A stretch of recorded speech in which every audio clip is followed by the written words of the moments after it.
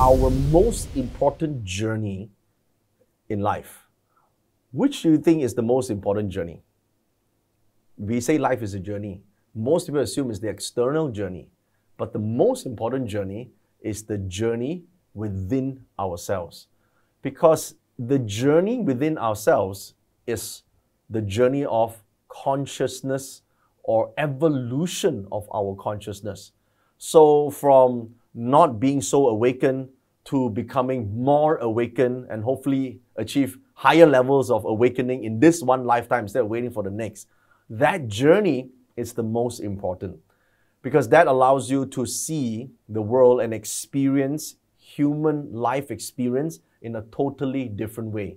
If you can do this, and if anyone can do this, they become closer to enlightenment. That's the whole journey of spiritual development.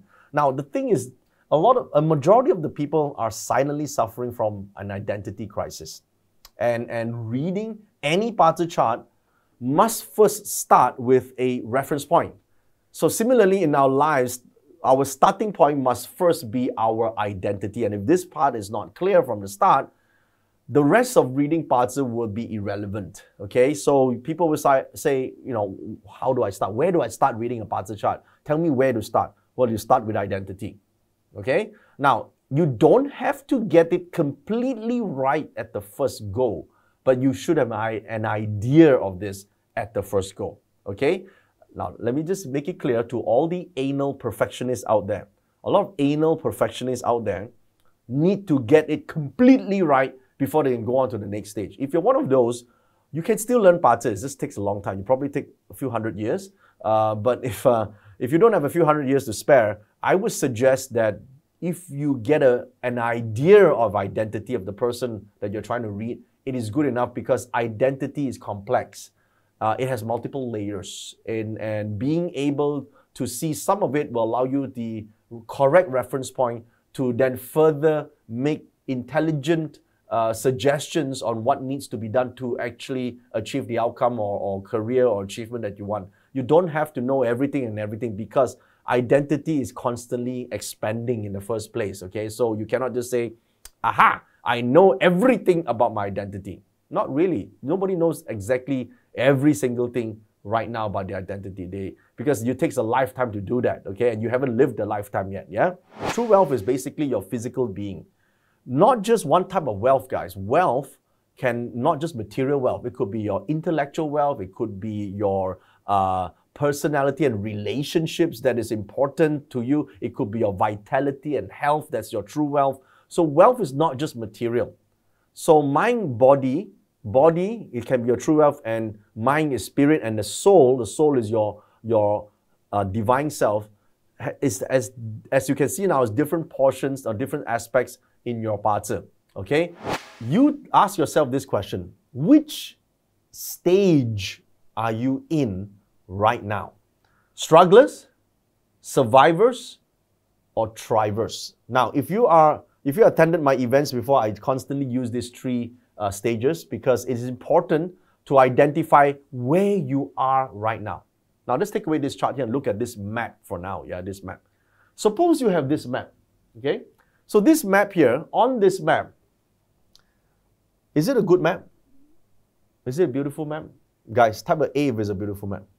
Type a B if you don't know why I asked this question. It's just a map. How do you know it's good? A map is only useful if it has an X that marks the spot of the treasure. Right?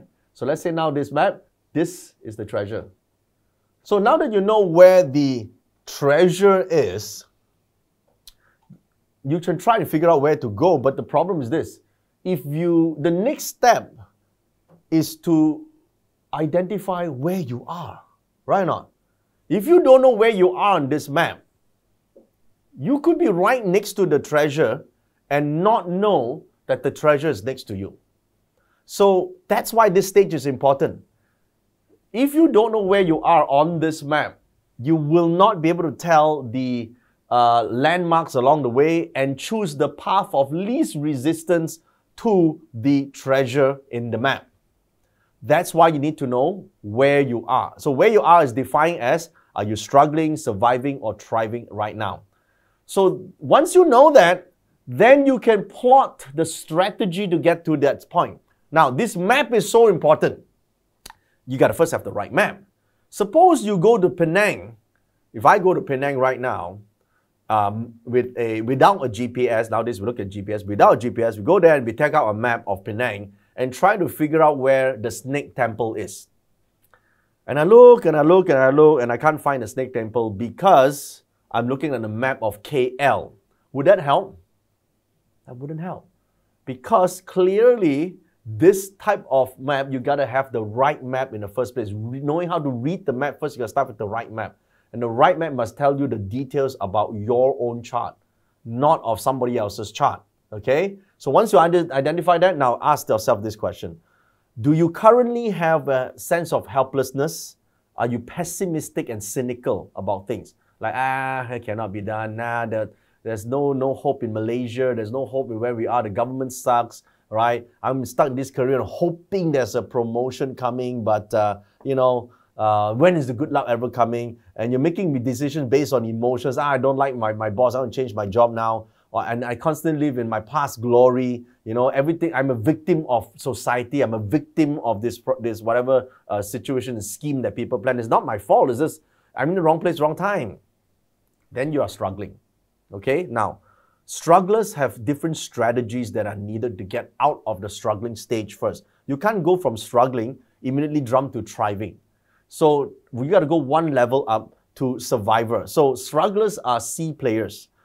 You understand, you don't know, of course you don't like to call yourself C players, that's why I just say, you're probably struggling, but in reality, you have to learn the skill sets to get yourself to the next level where you can survive. Survive means, okay, I'm doing something good in my life, one or two things, but then there are 6 other things that is probably not doing so well, right? So there's scarcity, there's not enough time, there's not enough this, not enough that, there's not enough going around, the society itself, right? If I get the job, somebody else might not get the job, right? I have to submit to power and authority.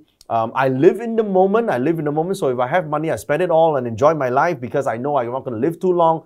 I make decisions based on impulse and reaction, and I have a neutral outlook in life. It's okay. It's not going anywhere. It's all right. I'm neutral. If you are that, then you are surviving, okay? Because the highest level is thriving.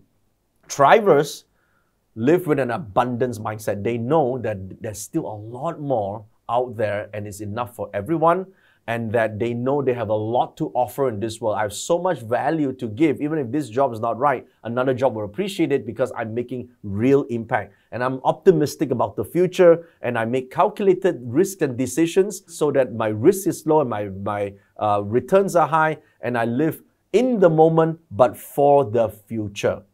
Now, this is called the thrivers. Now, which stage are you in mentally right now?